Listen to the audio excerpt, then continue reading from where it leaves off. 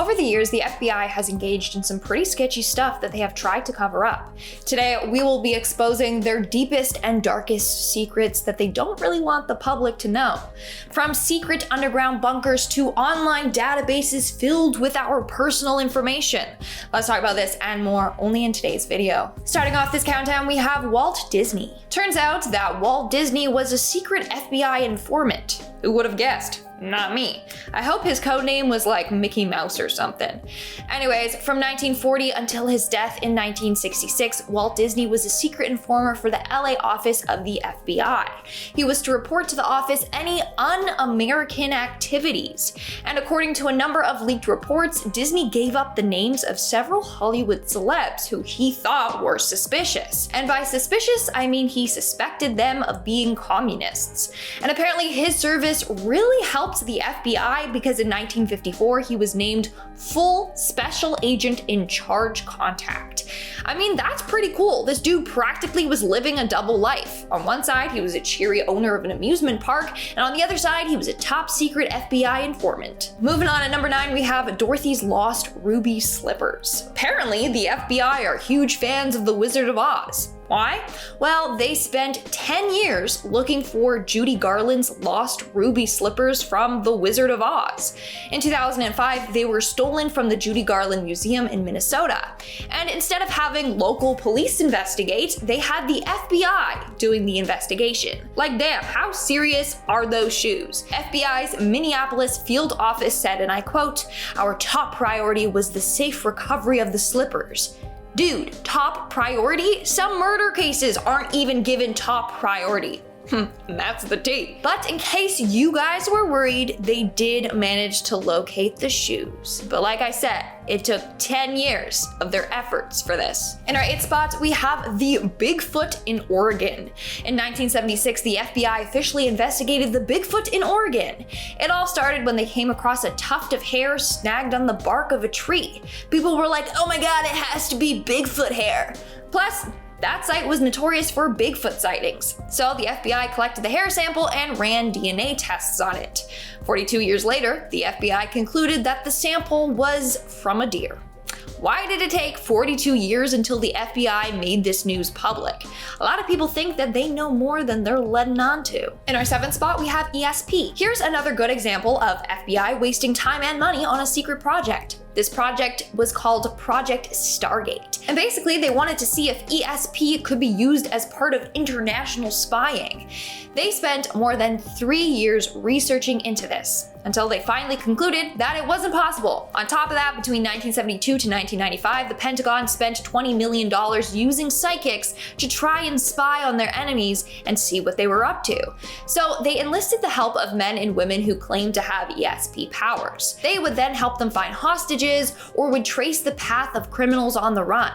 They thought that they were onto something here until they realized that there was no scientific proof behind ESP, and in the end, they wasted millions of dollars. In our 6th spot, we have the DNA. Have you ever got your DNA analyzed, maybe to find out more about your family tree or family history or for genetic analysis? Well, if you have, then there is a possibility that the FBI now has records of your DNA.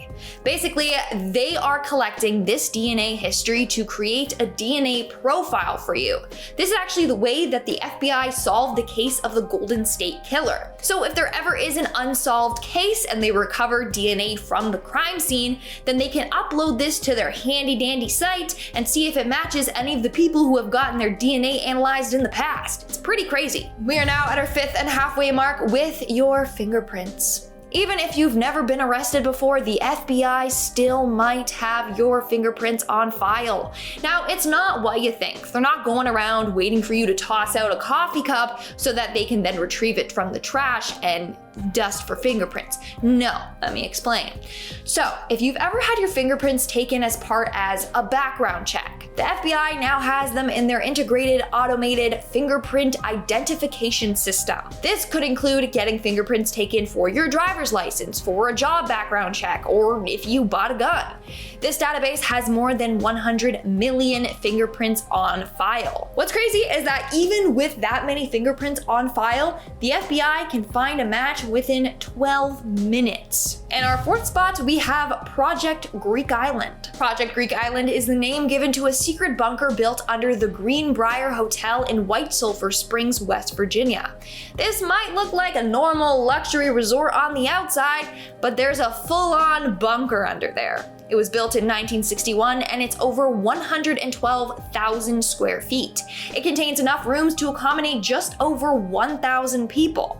It was built as a shelter for members of Congress in case of a nuclear bomb. In 1992, a Washington reporter somehow found out about this secret shelter and exposed it to the world. Shortly after, the bunker was decommissioned. They really did not want people knowing about it. So that just means that they packed up and built a new bunker somewhere else. I wonder where. In our third spot, we have the Vault. The Vault is the FBI's library containing nearly 7,000 documents on people or cases. This media has been scanned and then uploaded online.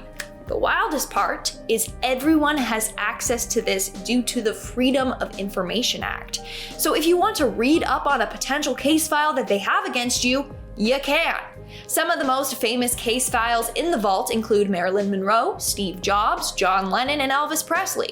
All of these celebrities have case files for a number of reasons, not just for criminal activity. For example, most of the celebrities in their files were there because they were suspected to be communists, including Marilyn Monroe.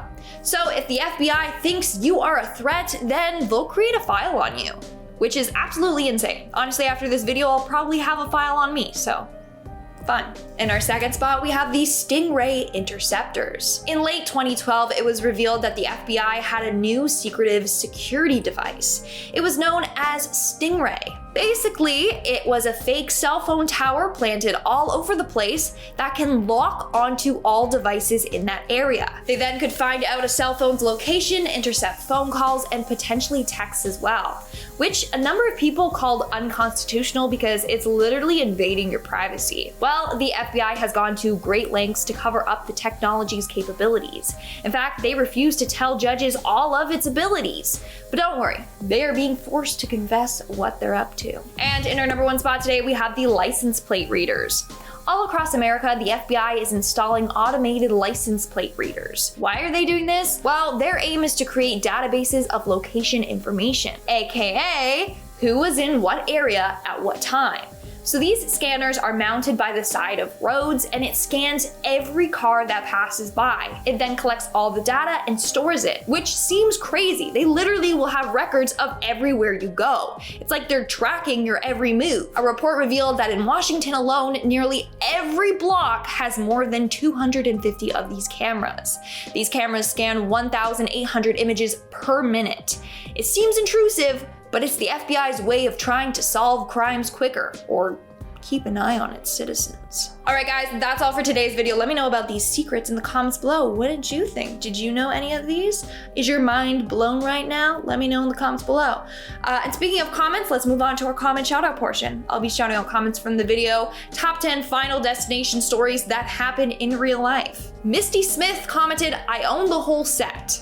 And then I was confused by this because I'm like, do you own the whole Final Destination set? Because the set was massive. Like, it takes place in an airplane and then like a tanning salon, a roller coaster. So I'm confused, Misty Smith, but let me know what you mean in the comments below. Karen Cruz commented, "I work at a tanning salon," oh, here we go, "and get asked by a lot of new customers if the bed's locked because they've seen Final Destination."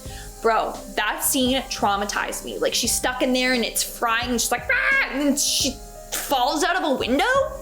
I don't know. And Peyton Jade commented, "I have a mostly irrational fear of bridges thanks to that stupid series.